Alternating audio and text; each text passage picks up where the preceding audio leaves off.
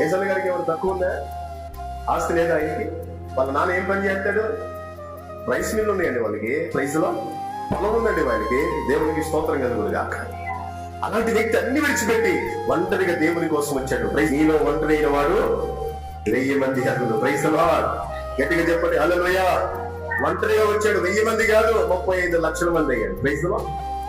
2 చేతులు తల్లి చెప్పండి. ఇప్పుడు చెప్పండి, భక్తి వ్యర్థమా? మనం పడుతున్న ప్రయాస వ్యర్థమా? మనం పడుతున్న కష్టం వ్యర్థమైపోద్దా? అందుకే మనమే ముందు ఖర్చు అవ్వాలి. Praise lord. దేవుని కోసం మనం ఖర్చు అవ్వాలి. దేవుని కోసం మనం త్యాగం చేయాలి. దేవుని కోసం మన జీవితాన్ని సమర్పించాలి. స్తోత్రం.